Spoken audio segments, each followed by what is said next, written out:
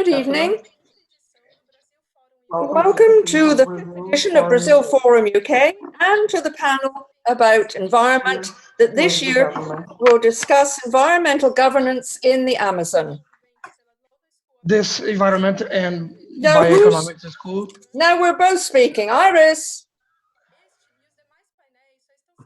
The other panels are being possible thanks to the work of the volunteer teams that comprises our committee, with the support of our sponsors, Haddad Foundation, Lemon Foundation, Idea Big Data, and the law firm PGMBM, and also our transmission broadcast partner, o Estadão newspaper, which gives us the opportunity to broadcast to the whole world live and free of charge in the social media. This year, we chose the Amazon as the central point to discuss environment in the UK Brazil Forum due to the relevance of this ecosystem in the maintenance of the global climate system and the need to bring the Amazon to the center of political discussion. For that, we invite important actors who have working in different sectors in order to promote a constructive dialogue and think together on how to build a robust governance capable of facing the difficulties of combating climate changes and deforestation in the world post-pandemic. In order to discuss the topic of today, I would like to invite to form this panel the governor of the state of Pará, former Minister of Fisheries, Sports, National Integration, Edo Barbalho, Indigenous Leadership, Social Assistant, political articulator indigenous of the indigenous populations and organizations of the state of Amapá and west of Pará State, Simone Caripuna, engineer and climate scientist recognized with the Peace Nobel Prize in 2007 as part of the governmental team of climate change, Carlos Nobre, and the communicator and expert in environmental policies by the Social Environmental Institute, Adriana Ramos. We know, although it is intuitive, to seem intuitive that the deforestation of the Amazon must be combated, there are still some doubts for many the practical effects deforestation has in our lives. So I'd like to invite each one of you to mention one reason why deforestation should be combated and what is the practical effect it has on our daily lives, on our routine. I'd like to invite Adriana Ramos in order to start this conversation, then going to Governor Helder Barbalho, Simone Caripuna, and then Carlos Nobre. Adriana, please. Thank you very much. Good afternoon or good evening, everybody. Thank you, Julia, for the invitation. I'd like to greet here my friends in the discussion. I think in order to talk about the importance of conservation of the Amazon, I'll leave that for Carlos Nobre and Simone Caripuna because they certainly have much more conditions to talk about that than me. And I will be stuck to on how to deal with deforestation as of the experience of having followed the environmental policies in the last 30 years and having been able to see this effort Brazil has been conquered in reducing deforestation for a certain period. I guess the answer on how to do that in order to control deforestation is in the title of this table, environmental governance. This is the great secret of all that. Brazil has built its whole uh, journey of environmental policy back in the 80s based on some pillars that are there consolidated in the national environment public policy. And I'd like to highlight three as being fundamental gases emission the planet has ever seen a country being in charge of. That was done based on a plan that allowed the articulation of the different actions, since the command and control actions up to actions that would establish responsibilities from different departments and sectors in the process, and based on data transparency. So if later we remember that up to that period, which was around 2002, 2003, we would disclose the deforestation data, but the analysis, the dynamics, the typing was restricted. It was the access to a wider community of researchers, leaderships, and agents of society to those information that allowed a better comprehension of the deforestation dynamics and so facing it better within those actions. That happened as of the articulation of actions with different sectors. And that allowed us, for example, to establish responsibilities such as the solidarity responsibility of those who buy products coming from the forested areas, allowed us going further into the territorial organization, which has been very effective. So we have a whole history of being able to make it worth it. Of course, at the time we had a environmental code which was stronger for that protection. Nowadays, that is a problem. But truth is, from the very ancient Environmental National Program, the experience of PG7, the experience of PP-DRAN, which led to the creation of the Amazon Fund, all those demonstrate environmental governance in the Amazon has to reflect the diversity of the society and environment in the Amazon, and we can not protect and defend the territory without having the participation of those living in it. This is the foundation of any process we intend to sustain, to be sustainable, that we intend to face and deal with the issue of deforestation. So for those who do not naturalize deforestation as fundamental for the development, there are ways to be taken, and we have been down that road before. Thank you very much, Adriela. Elder? Well, I would like, first of all, to thank for the opportunity to participate in this seminar, in this plenary. I'd like to thank you for the invitation and Oxford University, very especially to all students who mobilize Brazil, UK, and to say it is an honor to share this area with Carlos, Adriana, Simone, mediated by Julia, at this moment. And of course, greet Estadão newspaper on behalf of all the partners who make this way we're having the opportunity to find and discuss such an issue that is expensive to all of us, to all us Brazilian citizens, and of course, how it is seen worldwide. Discuss the Amazon, discuss the need for us to combat deforestation is fundamental, and particularly it is fundamental we may have the belief, but it is relevant in order to respond to that issue. Why we should combat deforestation? Fundamentally, in order to be aware that it effectively represents something fundamental for the climate changes and consequently for the lives of the people.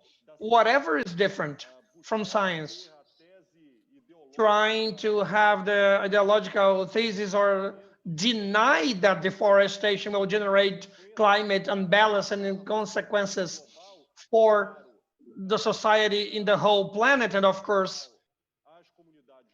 initially speaking, the local communities. It is absolutely decisive. And we here in the state of Pará, we are users of this defense, of defending the combat to illegal deforestation, the need to conserve the forest and build conditions that may seek for the balance of the lives of those who live here. In the highest diversity of a region such as ours, which represents here the convergence of those who live, the traditional communities, either indigenous people, either quilombolas, riverine communities, as well as the search for the balance of those who moved here along the colonization process. We must be aware then that the search for a sustainable development that may combat deforestation and make the deforestation stop may then have an influence in the climate balances. This is it for the sustainability and the guarantee. So the Amazon may play its role with the climate agenda and so many transversal agendas, fruit of the biodiversity that only our region has. Thank you, Elder. Simone.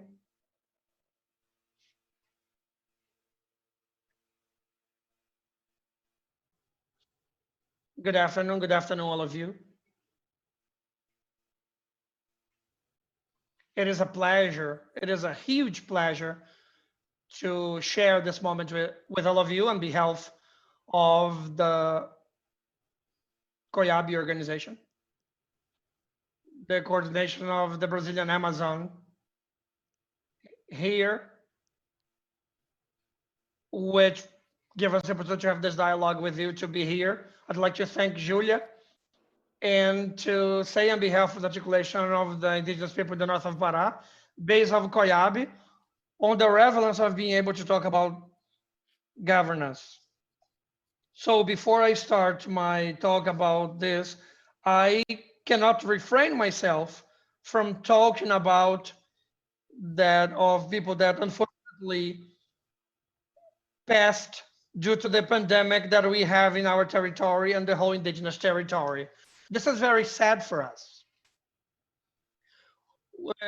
We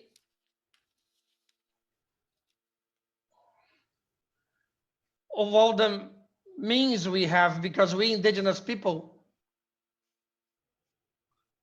for us to have our lands as our main asset. And when we talk about governance, it is exactly for us to try and do that within our territory. And then we're stating that very clearly. We worked and fought so we may have the management policy within our territory, the national environmental management and territory in our territory. And that unfortunately today, we are still behind schedule. We do not have by part of the Brazilian government to be able to articulate with our territory this political implementation. As soon as we had this policy, we created the PDCA, but unfortunately, this policy was not for all, and we were not able to guarantee the environmental management. We should also consider the livelihood plans and other plans made by the very indigenous people in their territory. And this is the main demonstration we have that we are able of doing the environmental governance in our territory. What we realize is there is no interest by part of the Brazilian government in order to be able to share that with the indigenous people. I know we will have the opportunity to go on in this dialogue, but we have part of our territories. We have mining inside it. We have deforestation by farmers in our territory. So not to mention all the enterprises that are there by the interest of the government that cuts our territory in the middle, and in the case of mining, that takes into our territory all diseases. So that has to be urgently thought on how we're going to have a governance with the participation of those involved.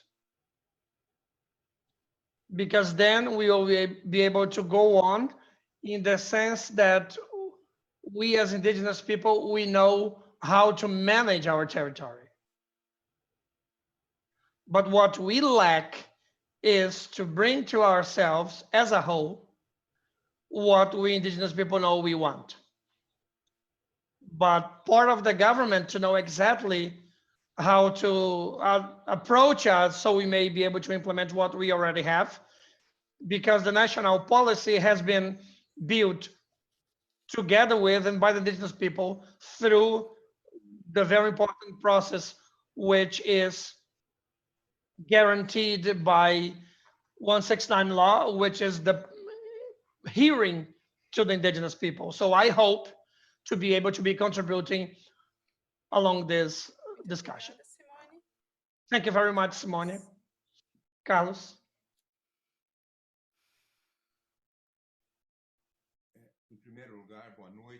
First of all, good evening to all of you. It is a huge satisfaction to be part of this important discussion. I'd like to greet all students and professors of the University of Oxford, all those who are watching us. What to do? How to stop this model of development that in fact resists in South America for 520 years.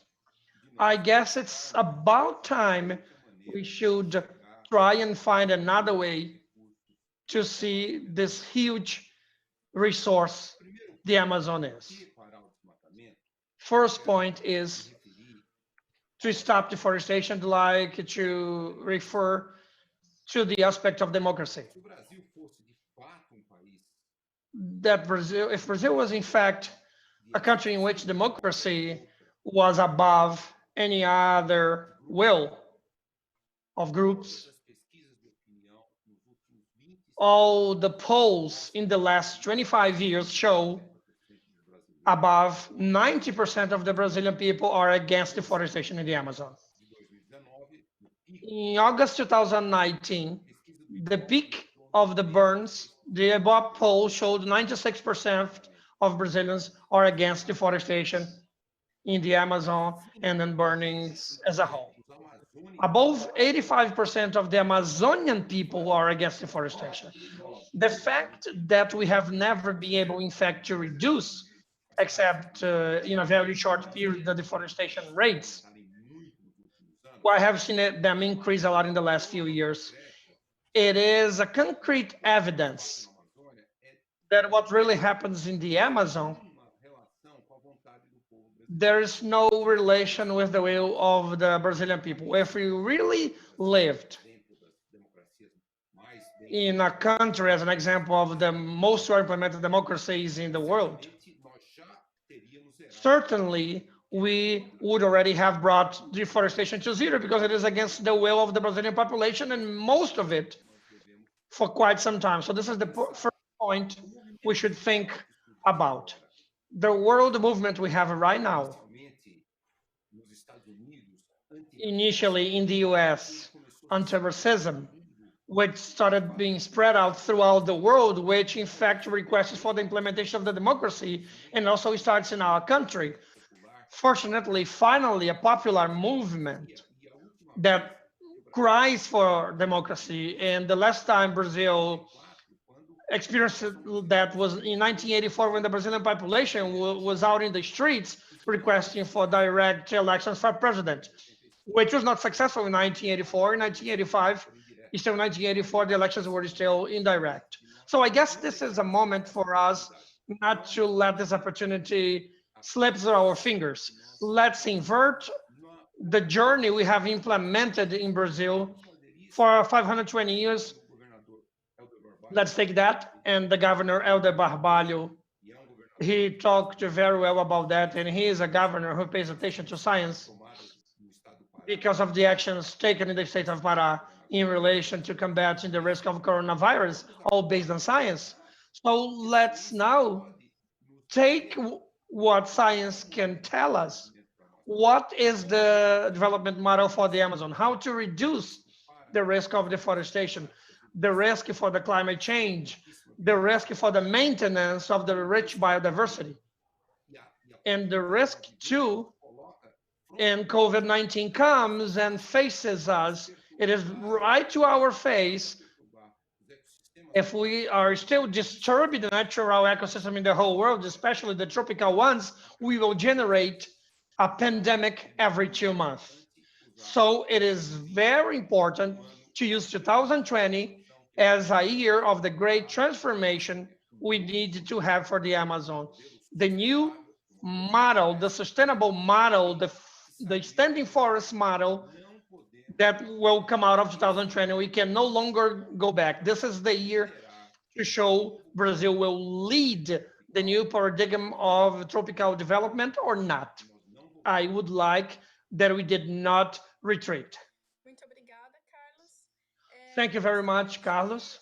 I would like to, now that both Adriana and Carlos, Simone and Helder, you talked very well about the importance of listening to what people have to say, what democracy is saying, what indigenous people are saying, what is the importance of listening to science, and all those elements are saying it is very important to combat deforestation. I'd like to ask Elder, how can we have those voices heard, and everything that we're saying that we have to stop deforestation should become public policies? How is that possible?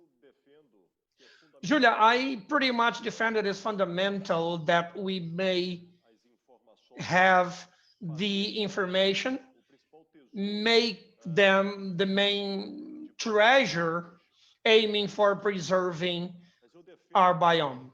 But I also defend that it is very important that this may serve as a process of cultural transformation. So we may not be just in the discussion, utopic discussion, in the message of wishing, but also, unfortunately, over time, we realize the low effectiveness of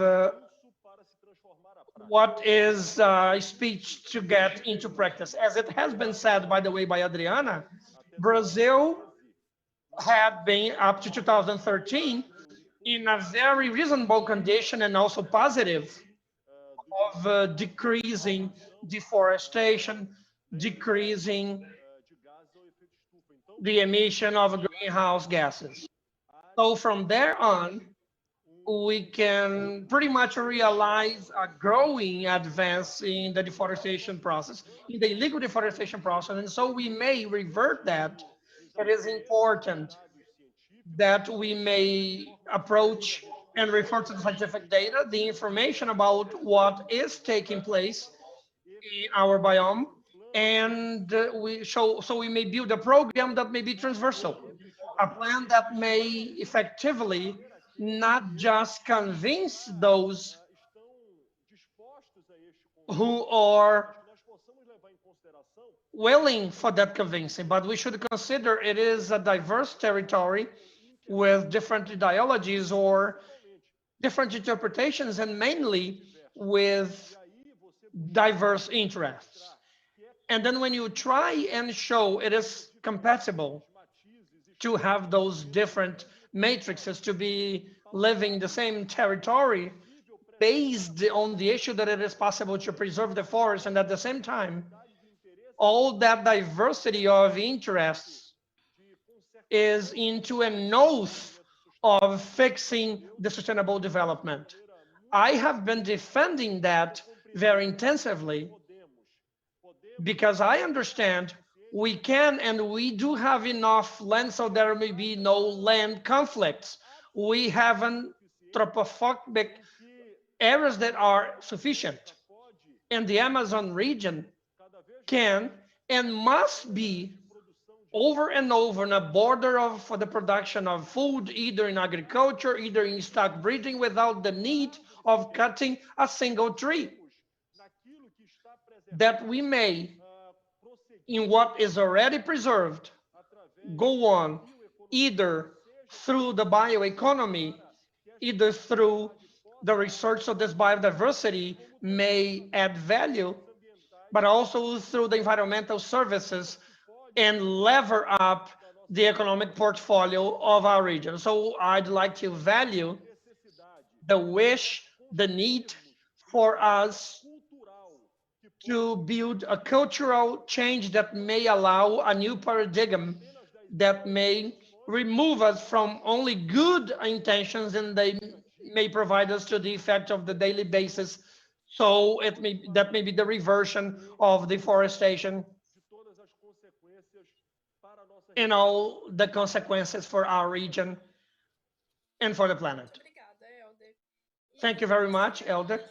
And I now would like to ask Carlos, who both Elder, you're talking about the importance of science as the guide for the public policies to fight deforestation. Some listen to science and some don't. Carlos, what is the main challenge of science in being heard in order to transform public policies? Why are there decision makers who do not want to listen to science? the decision makers who avoid listening to science, they are usually decision makers linked to economic interests, and they would be jeopardized. What science alerts us about the risks. So when we see President Trump leaving the agreement of the countries, the US, President Trump was financing his campaign by the fossil industry, oil, natural oil. Here in Brazil, many politicians, including the president, are supported by the agribusiness that will not see the value in the Amazon, to go to the expansion of stock breeding and agriculture. At this denying moment, those who finance it are economic interests that cannot be kept forever. Otherwise, we'll never be able to remove the planet from the enormous risk of climate change, and we'll also not be able to save the Amazon. COVID-19 is a new perspective, because as COVID-19 has a direct impact in human health, the risk for us is huge. For the first time in 1 decade, we have seen, globally speaking, the population is directed more to science. Science has increased its credibility. So let's say, as I said, 2020 is a decisive year for the country, for the planet. COVID-19 also shows us the role of science. And as of now, all the denying governments will lose their political force or their economic power. We have seen here in Brazil denying movements, the few countries, like 4 countries in the world, denying the risks of the pandemic, regardless of ideology, the left-wing or right-wing countries, but 2% of the countries in the world, the minority. But even though most of the public policies in Brazil, they have followed science, as I mentioned, for example, the state of Pará. So let us indeed have this positive, optimistic expectation that as of 2020, science will play a role, a better role in guiding and driving the steps we should take in order to leave those numberless crises that are interconnected: climate crisis, biodiversity crisis, the microorganism crisis that may leave control and generate pandemics. And science should guide and direct our way out. And lastly, something very practical and applied: science may show how to transform the economy of the Amazon into an economy in which biodiversity may be the main factor. When we talk about Amazon forest, we have thousands of species, thousands of them. Isn't that possible that in an economic value, taking advantage of those of some species in relation to replace with grass or any other culture and crops, there are many scientific evidence showing that the great value of the Amazon forest is to have the largest biodiversity in the planet, and that may become the largest economic asset of the Amazon shortly, with the help of science. And the governor is right in the sense of asking for the cultural change, so we may value the forest, the biodiversity, and all that the well-being it may provide the Amazonian countries with, and especially the Amazonian populations, and also and mainly the indigenous population, who detain a very important knowledge for the preservation of the Amazon. Thank you very much, Thank Carlos. you very much, Carlos. Now, mainly, if we could look at the different roles. I'd like you to explain a little bit about what role is to be played in the Amazon region, and what impact is this current government having on the agenda of the different agencies that are functioning there? Well, the civic society organizations have different forms of intervention. They develop local projects, and in partnership with communities and with indigenous organizations, they develop solutions that are local ones for specific problems. And also, based on these experiences, they then look to public policies and see how they can conduct social control. So the interaction of these different public policies help to ensure that the planning is presents a necessary interest, and then you assess how they are going to be implemented. I'd like to take this opportunity to say that what the governor said, I agree fully with the impact of all of this, to see how we could develop all types of activities and to have adequate control and regulation, because after all, forestation needs to be protected, but allow other activities, but preferably to maintain the forest at the same time. And to this end, I think we're running a risk right now that the cultural change that is underway through the different discussions and the different regulatory measures that are being taken, we're kind of paralyzing quality. So to a certain extent, there are different interests involved. Those interests that assume you're going to remove the forest to develop other activities has been benefited. And again, to give some examples, because people tend to want to believe in that, depending on the interests of the government or the government of Pará. And the aim is to look at these more carefully and to improve them. So all sectors have to be involved, yes. The law of climate change for Pará, in its governance, it doesn't include the animal breeding aspect, and this has to be discussed. This is a part of climate change and the economic factors that are also involved. Another thing that we have to avoid is these regulatory signs that try to look to the land regulations in Pará. Because again, there are sometimes areas that have been deforested recently, but the more recent deforestation for me is caused to a certain extent by regulation. There doesn't seem to be the correct authorization so that there's a commitment before you start passing regulations. So this law ends up reinforcing some of the concerns that we have been having nationally in our discussions. The agrilage, as they call it, law. And again, we have to look at all the different activities, but we have to encourage those that are going to retain the forest, because it gives additional value to the other activities. Because of course, there are returns for the population, you're combating climate change, there are public benefits as a whole, particularly when we talk about the public land that we're talking about. It's important also to consider these different aspects, because we can't have impact on those who are acting illegally, and we can't allow them to benefit from regulation so that they get ahead of those that have other commitments. Thank you, Adriana.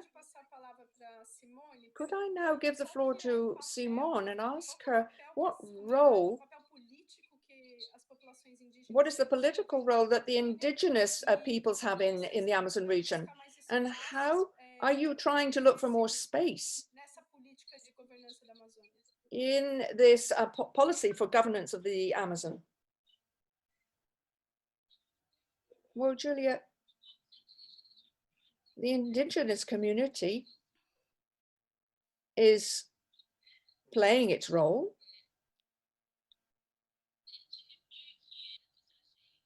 About 1,500 people involved. And when the new legislation came out recently,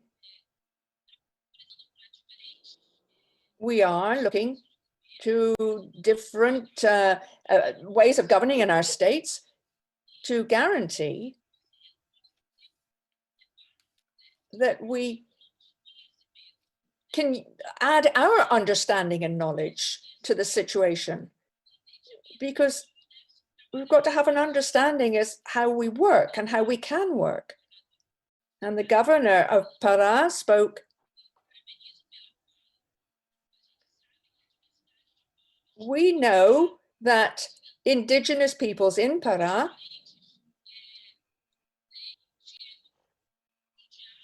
have been part of the government's dialogue, but I think that given so many problems that we confront today in Pará, that the indigenous people have great difficulty to face this governance of their land through this legislation you just spoke of.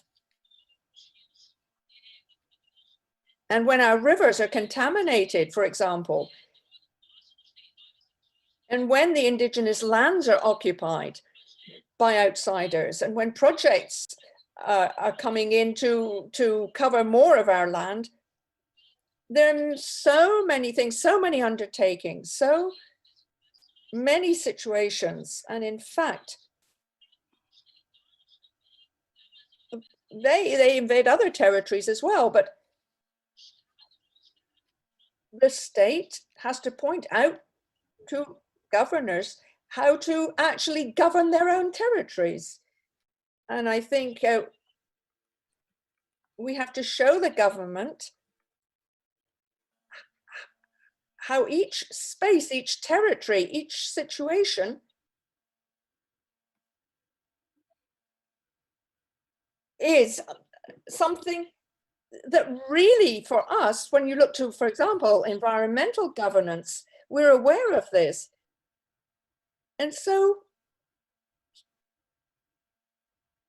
the state and the national plan for territorial management or land planning, what it's never done is take into consideration the state governors. So if you look to the indigenous peoples, they're extremely important players and should be involved in any discussion when we're talking about indigenous territory. And the lack of public policy being implemented in our territory is making things worse.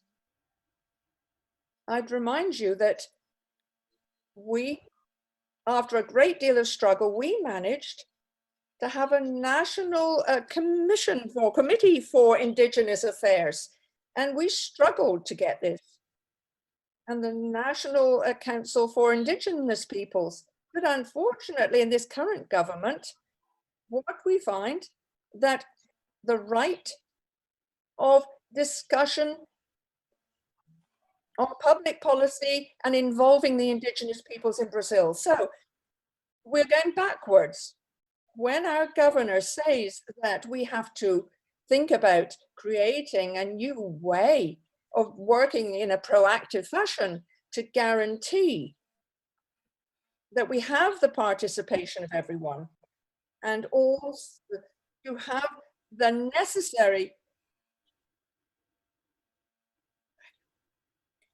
looking to a new future, looking a new way of thinking, we have to be involved. And so it's a further struggle, if you like, to get any success in this. A great deal has been taken from us and has been destroyed as well. So we realize that it is important to get people to understand that the indigenous peoples have been very clear when it comes to governance of the territory. And we produce documents, we produce everything that makes it possible to discuss matters so that we can really play our role. And it's not easy. It's not easy to get to the table to discuss, but it is important for us to put things into practice. when the Secretariat in the Brazilian Amazon, when you've got states that are discussing indigenous policy their way, and when you've got secretariats that make confusion, because there are so many discussions going on that there's a great deal of confusion. But of course, any discussion on the indigenous peoples is very, very special and specific. And it is important that this information has to be expressed to the governor of Pará, so that we can have a secretariat that does include us. There are more than 50 different communities in Pará, and we need to start thinking about how we can bring things together, bring our requests together, and remember all that the indigenous peoples are asking for, and so that the governance of our territory can be done correctly. So clearly, only in this way can we make progress. Once we get our voice heard, the indigenous peoples must be heard. So governing our territory has to involve our opinions as well. So what we have around us sometimes removes any possibility for us to achieve this responsible governance. Because this governance needs to be protective towards us. And that is essential. Thank you very much, Simone. And now, Elder Barbalho, could you reply to what has just been said about these illegal activities, and when Simone also would like to hear a little bit more about what she has raised? First of all, after what Simone has said, I'd like to say very clearly the position adopted by the government of Pará in regard to the diversity and the absolute respect for the indigenous peoples in our state. States like ours must take into consideration the multiple ethnic groups that exist there, and we have to be able to have dialogue with them, involve them in the debate within the federal government. Because as we know that the indigenous territories are under the jurisdiction of the federal government. And now that we're going through a period of dispute and difficulty, the dialogue is broken down. And so there's a difficulty now in discussing things with the indigenous peoples, particularly this question of their territory, and also this question of the mining, and trying to give some protection by the federal government. Also the mining in the indigenous territories. The government of the state of Pará has tried to talk with the indigenous populations, trying to test their opinions, to have this across the board discussion, remembering that through the civil authorities, through the state, to remind everyone that the indigenous population must be involved with discussions in all the agencies across the state. And certainly, together with all the different ethnic groups that live in our state, the government of Pará will always behave in such a way as to guarantee rights that are already recognized, that are involved in public policy to be able to protect all that is being built up and consolidated for our different ethnic groups, and particularly now, combating the coronavirus. And sadly, many indigenous communities have been attacked, and we're not waiting for the Ministry of Health's policy to decide what to do for these indigenous policies. We are trying to give them primary care, trying to give them health treatments to the indigenous people through the reference hospitals, trying to open a particular area with beds for these indigenous peoples so that they can have personalized type of treatment tailored to them and their specific way of life and their ethnic grouping. A comment that was made by Adriana, I think what is essential is that we should remove any myths about this process of regularization, because any land regulation is something that will, of course, reveal any irregularity or any illegality. We have to guarantee to those who have rights that these rights are going to be ensured. We're going to guarantee them legally. But without this, you are going to be able to reveal and punish any illegal act. And this is an absolute. We have many regions which again have escaped the land regulations. And when the CPF is not present in a particular territory, the lack of land registration is fertile territory for deforestation to take place. And in this way, they transform the forest into grazing land. And in this particular area, whether it's a municipal, state, or federal government, they cannot, if there is proper control, be able to take control themselves. So we're always moving forward with this, trying to establish a proper regulation of the reserve areas in the Amazon region. Because what we're doing is that we're trying to modernize and improve the land registration in our area. And from now on, the whole process of regulation, Adriana, as an authority in this area,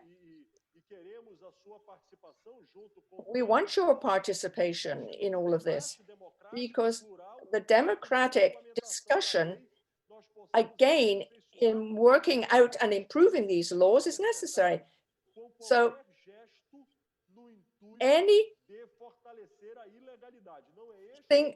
is to avoid any form of illegality. So what we want is to have agreements on this. Thank you very much. You're talking about control mechanisms. I'd like to hear Carlos. Carlos, this bioeconomy project, what right now in the post-pandemic stage, how do you foresee economic pickup and recovery? And what kind of speed are we going to do this at? So how do you think this is going to affect the Amazon as well, the Amazon region? No sound from Carlos, I'm afraid. No sound.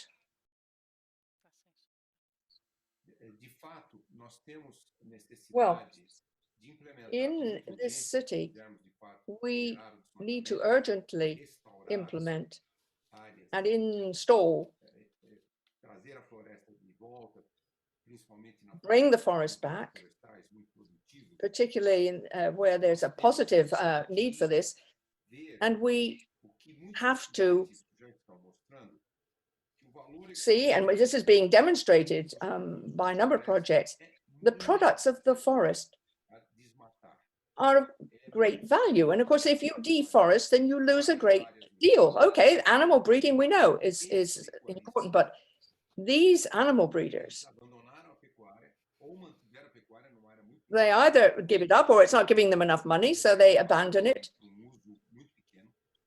or it's not picking up. So a lot of these farmers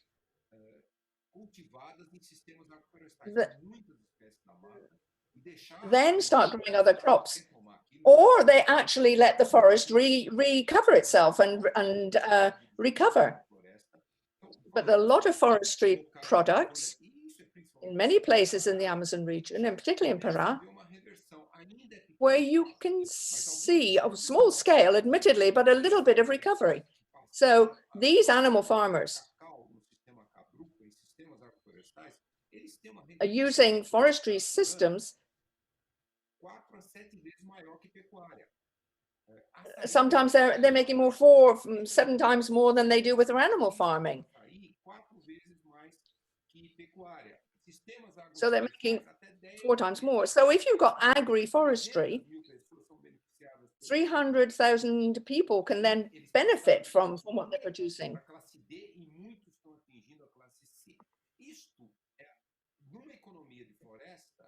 In a forestry economy,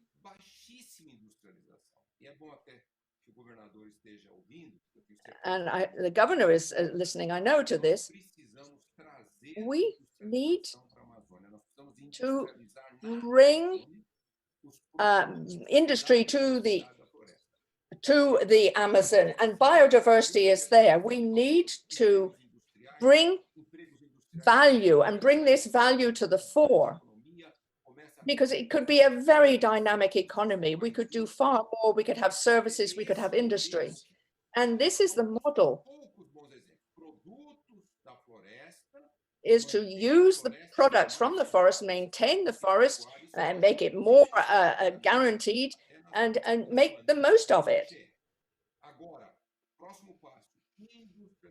The next step, if 70% in the Amazon region are urban, so we also need to start to create mini industry and change all this potential into well-being for the whole of society in the Amazon. And the whole world is very anxious. They're imagining, it's not only the Amazon region is adored by Brazilians, the whole world has got its eyes on it. So we've got hundreds of different products in the Amazon forest that would find a market throughout the world. There's so many things that would bring thousands of dollars to the economy of the region. That's one example. We could find hundreds of good examples. So we are moving towards this new bioeconomy. Science has to move in the same direction. Another fact, I heard this on a program recently, 3% of Embrapa budget is spent on Brazilian biodiversity products. Well, Embrapa, again in Amazon, could also make more use of these biodiversity products. We have the science and technology to exploit what we've got in the Amazon region. And if we were to invest in this new model, the world would make the most and absolutely adore what is coming from that region. And there will be quality products, it will be added value, and we would benefit the whole population, all peoples in the Amazon region. Thank you very much, Carlos. Now I'm looking to Adriana. What are the main weaknesses that the coronavirus has revealed in management of the Amazon region? Well, I think it's difficult to blame the coronavirus based on all that the federal government has failed to do, all the political structures that are missing for the Amazon region. But I think the coronavirus crisis has, like everything else, revealed two things in particular in the Amazon. First of all, how can we clear up the vulnerabilities of public services, essential services that, of course, deal with the poorer people in the country. We've always been talking about the difficulties of the health system, the queues, the weaknesses, and places that are more remote. They can't have a structure to get them treatment. Looking at Altamira, the local hospital, regional hospital, it doesn't have sufficient capacity. They can't give an emergency treatment, etc. The fragilities already existed, and of course they've been accentuated now. If we could unfortunately get rid of some of the illegalities, we might be able to make the region a better one, but it suffers from lackings in the healthcare.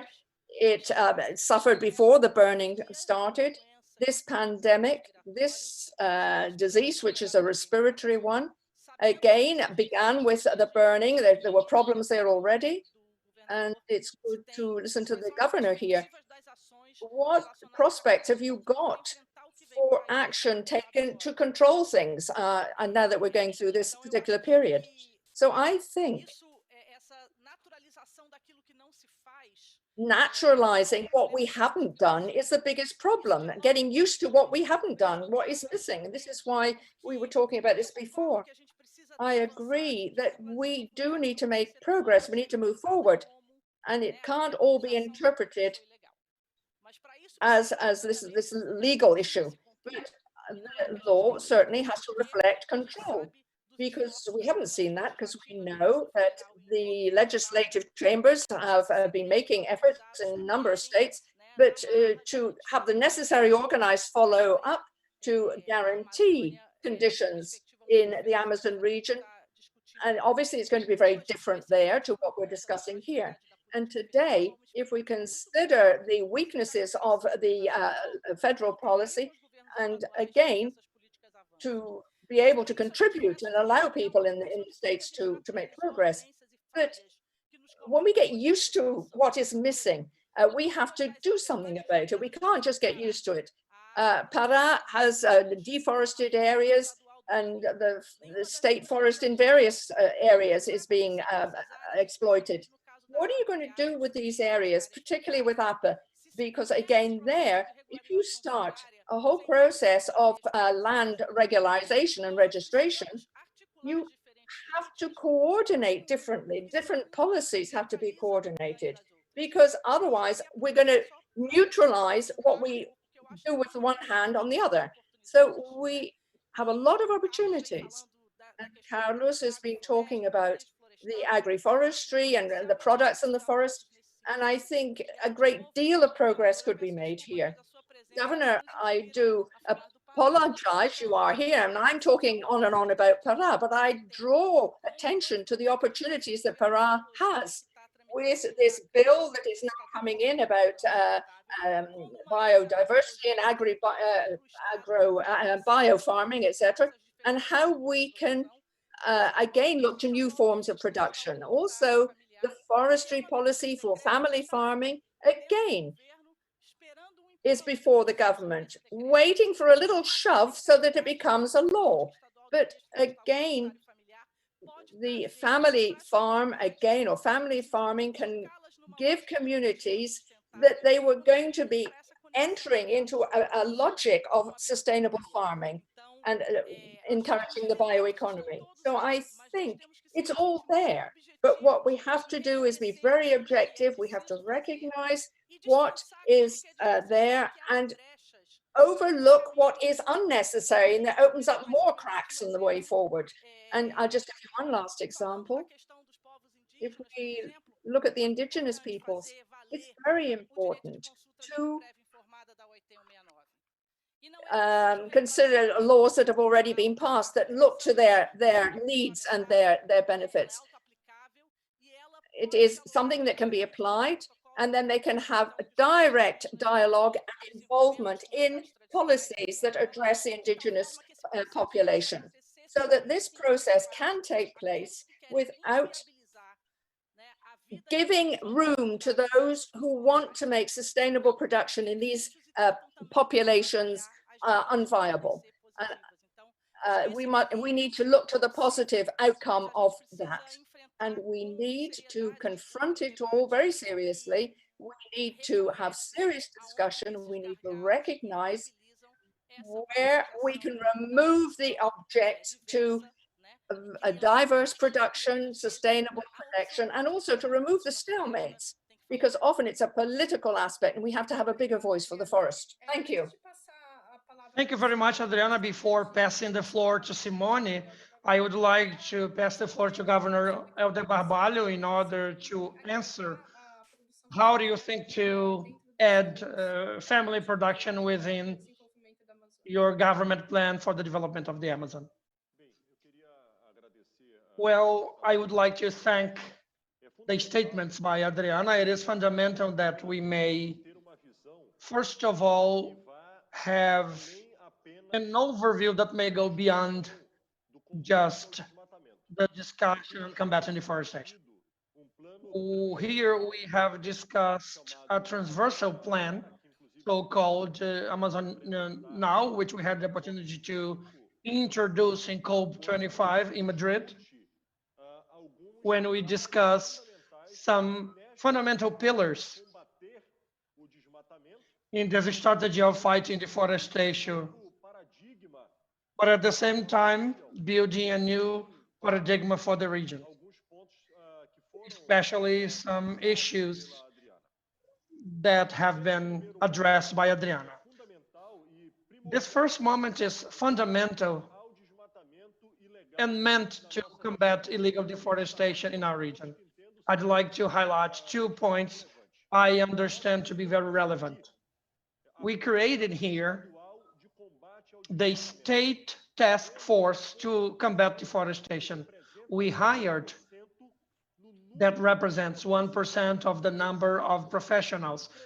That's right, 1% increasing the number of professionals who are today scattered throughout different regions in our state, combating deforestation, mainly because we are at a moment in which the end of the Amazonian winter, the rains, going through the migration into summer, which ends up depicting a real picture of what was the area of expansion of this deforestation.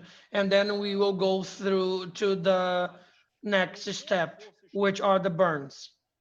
With the State Task Force of Deforestation, an initiative by the state government, we are in the field in order to, in fact, combat and punish those who insist being illegal, added to the remote digital strategies that we do within this surveillance. Added to combating deforestation, we have discussed the reversion of the exploitation of the regions in our state.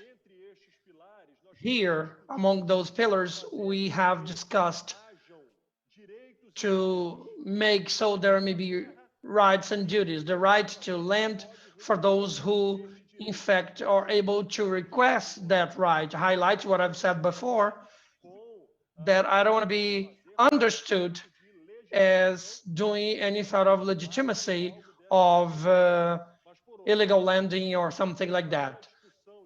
But on the other hand, also discuss stewardship plans, having a discussion with the family farmers and the specificities and peculiarities, and of course, also each region in our state has in potential. And we are within this planning, even in the region that was mentioned by Adriana of APA, Xingu River, this region of São Félix do Xingu and Altamira, which represent the largest territory of the 2 largest cities in the country, Altamira and São Félix do Xingu, which represent our main challenge. Altamira alone is the size of Portugal. It represents one of the largest rates of deforestation. That's why we are with the Amazon now guaranteeing combating and surveillance to those who are cutting trees, but on the other hand, also in a transversal manner, guaranteeing the support by Embrapa in order to better produce with more quality and guarantee so there may be an intensification in order to change the culture that may be extensive in advancing through the forest in order to produce more. On the contrary, what is anthropogenic is sufficient. Stockbridge in our state has a relation of vectors of 0.9% of, we have several examples that come to 2, 3, 5 cattle per hectare. And we don't have to advance through the forest. Another point that is very relevant, besides the support of Embrapa, the access to the technical support and then the funding to make it feasible so there may be this potentialization of the areas. And then responding, Adriana, the combatant to deforestation, we took the initiative. We are under execution. Added to that, we are the first state of Brazil to request the operation of the federal government. In Brazil today could go further, not just in with the surveillance of the armed forces in the federal territory, but also in the state territory, and then requesting this help, and we're working together, the armed forces in those actions that fight both deforestation and also illegal mining in our state, and stewardship plans getting to the regions in which we have just addressed here, the most sensitive ones, which deserve a special attention. There is a state the size of the state of Pará, in which together would fit Portugal, Spain, and France. Together, it is impossible for us to be able to work in all fronts at the same time, and then we would lose the focus and effectiveness of the actions. That's why we guarantee at this moment, so there may be the presence of the actions of Amazonia now in the regions that are in the outskirts of the Trans-Amazon Highway, Santarém-Cuiabá Highway, and also 105 Highway, which are the territories in which there is a higher pressure over the forest due to the old-fashioned concept that it is necessary to expand over the forest in order to advance with the stock breeding, and also agriculture without taking into account the absolutely assertive observation by Professor Carlos Nobre that our biodiversity, the species we have here, and you mentioned it very well, acai that will generate extraordinary wealth, that will stimulate the industrialization. And we, Carlos Nobre, here we consider the region of Marajó, which has the worst index of human development in our state, and with the natural producers of acai, and we have the tax exemption, full tax exemption in order to attract industry that may verticalize the production in the Marajó region.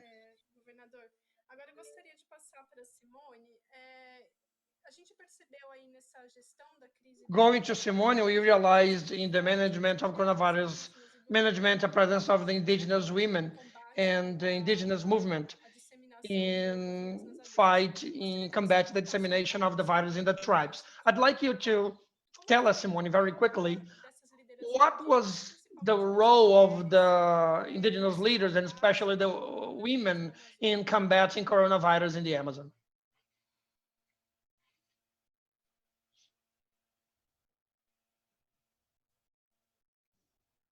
This pandemic, which has taking us away from our land. We, as indigenous leaders of the Brazilian Amazon, we have had a constant struggle. And besides the issue of healthcare, which is a concern for us, the health of our indigenous relatives in different territories. Of course, we see it all together, the food difficulty in the territory, because one of the main initiatives we had was exactly to request indigenous people to remain in the tribes, because we feared by not doing so, but not remaining in the tribes, the indigenous people would be more exposed. And we all the time tried to protect our territory with barriers, so nobody would go out or would come in, and then we ended up having some difficulties with food in our territory. And we also had some difficulty with medicines. We were lucky that we indigenous people, we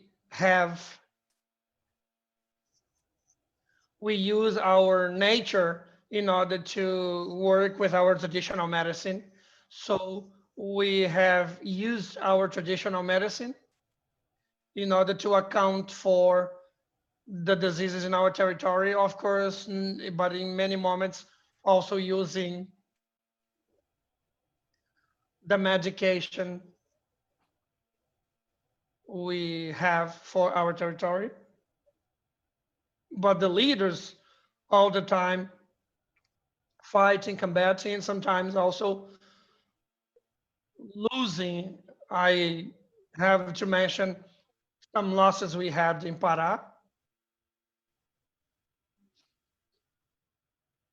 A Kayapó leader who passed, that happened recently, so our heart bleeds because of that, and many other leaders who were ahead and who were combating to guarantee the safety of our indigenous people. They had some health issues.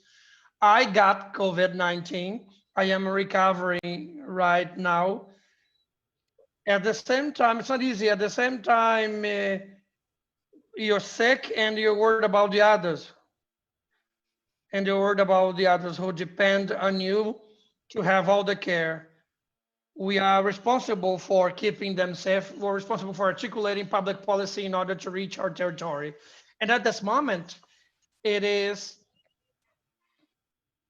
a very crucial moment. So we may be talking to the state and municipal governments, and even with the federal government and organizations who should be helping us, such as the National Indigenous Foundation.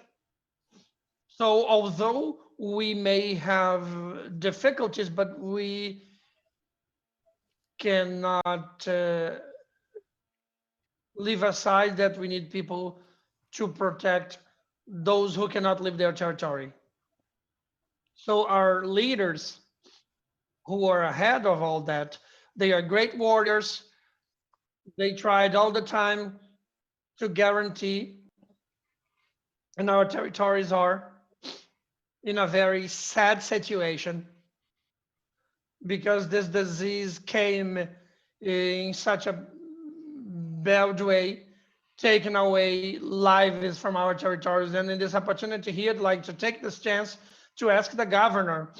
When I introduced myself here, I said I am from an articulation that represents Amapá and the north of Pará state.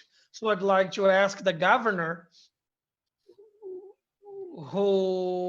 there's a federation state of Pará called PEPIPA. They protocoled yesterday a document asking help from the government of Pará so they may have an action into Mucumaqui Park, where most of the leaders, most of the people there are sick. This disease came to Mucumaqui Park is an isolated area. You can only get there by plane. There is no other way to get there. And we know how this disease got there.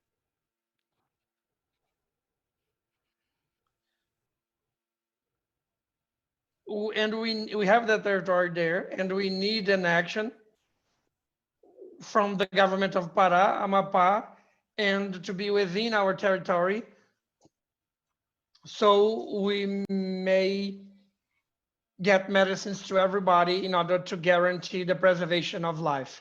So it is important for us. It is fundamental to get support at this moment, so we may go through this pandemic and be able to have our lives back and protect our means so important, which is our territory and lives. Thank you very much, Simone, for closing in such a touching way. I was very touched by what is taking place with the Brazilian Amazon indigenous people.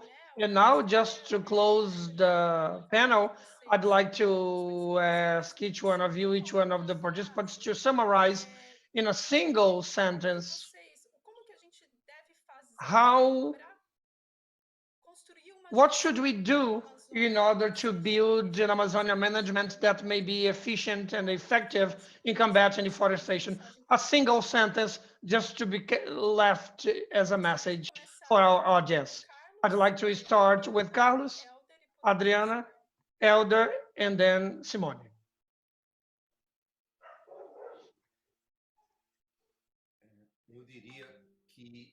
I'd say in a single sentence, keep the forest standing. Let's rescue a traditional culture of indigenous people. Let's keep the Amazonian forest standing and bring the great development and well-being to the whole Amazonian people. Thank you, Carlos. Adriana. Let's take advantage of the diversity of indigenous people, traditional communities we have in the Amazon that have kept the forest standing so far, in order to listen to them, because it is with those alternatives in hand that we'll be able to, in fact, get some innovation. So let's not fear social participation. Social participation that may be wide, democratic, diverse, because it is from that interaction of the society with the governments that will come solutions and the ways.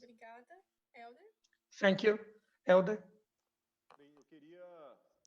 Well, before I'd like to talk to Simone about my solidarity, and Simone, immediately the teams of the state government that at this very moment are in the region of Jacareacanga, border with the state of Amazonas, and the teams that are in the southern region of Pará, in Cumaru do Norte region, we will request them to immediately get in touch through the federation, so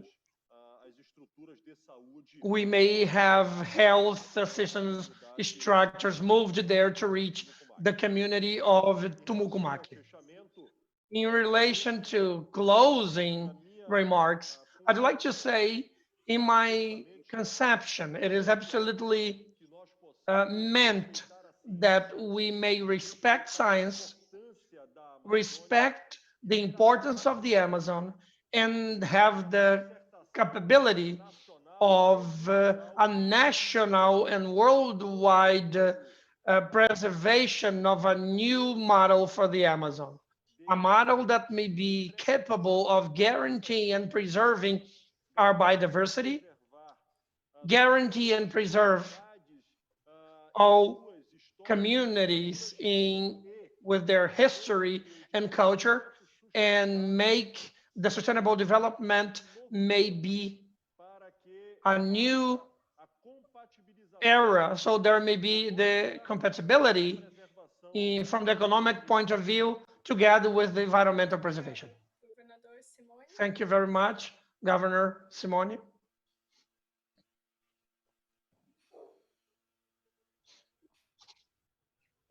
It's difficult to summarize in one sentence. First of all, I'd like to say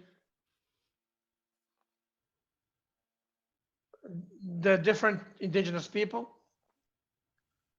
that may listen to us. Only that way will, in fact, have an environmental governance. Thank you very much, Simone. Well, taking the sense of this environment and all those words about cooperation, about listening to indigenous people and contributing to indigenous people, I'd like to invite you who are watching the forum in recognition to those extraordinary times of coronavirus. For each panel, Brazil Forum UK will have a financing campaign related to the topic discussed in the panel. I'd like to invite all of you to get to know better each campaign and contribute to those causes. All information are detailed in our social media, the social media of Brazil Forum UK.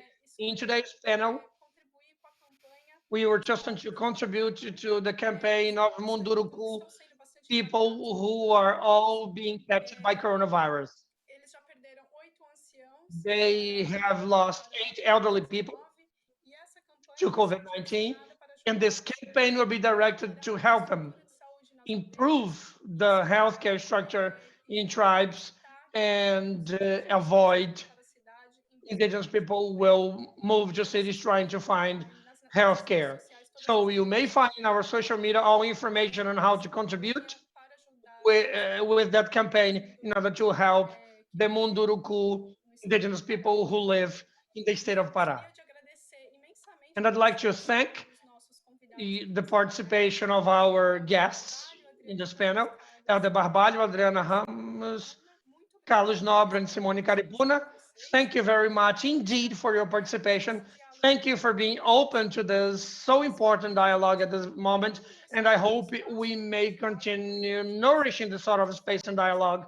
So we may in fact be able to build something, a positive agenda for the Amazon in our current and future moment.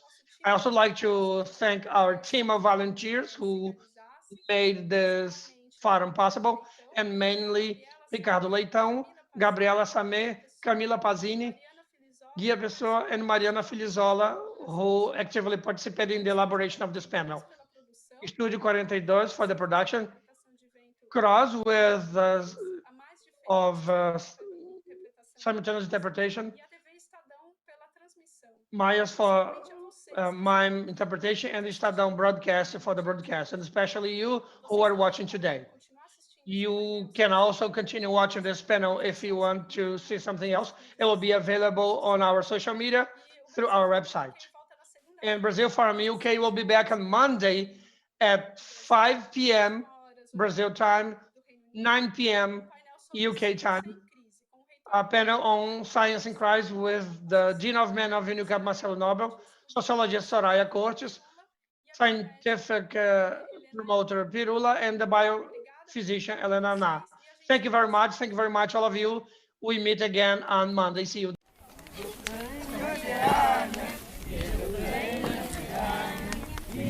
Estamos aqui, né, nesse momento, né, de pandemia, a gente está numa crise, né? Deve saber que nós perdemos muitos anciões, sábios, estamos com o coração partido, né? Então, por isso a gente decidiu fazer essa campanha Munduruku, né?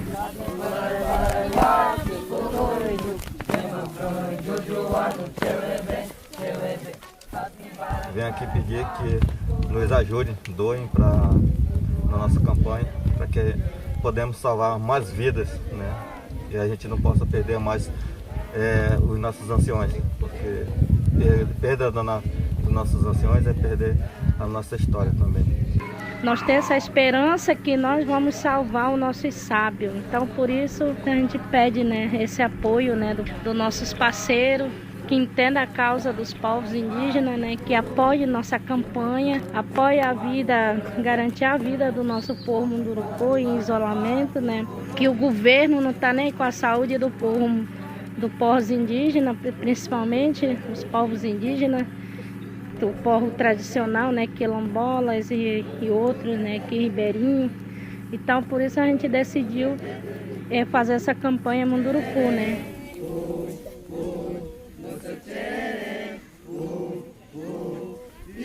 E esperamos que esse resultado, né, afeta diretamente com as pessoas que realmente querem ajudar. e que o governo do estado, né, federal, olhe mais para as populações, né? Eles sabem de todos os projetos que querem para nossos territórios, hidrelétrica, ferrovia, portos, hidrovia. Então o interesse para a nossa região ela é muito grande. Como esse rio também está sendo ameaçado pelos grandes projetos do governo. E a gente não quer uma troca do nosso território, nem a troca da nossa vida pela cesta básica, pelas coisas que eles estão querendo oferecer.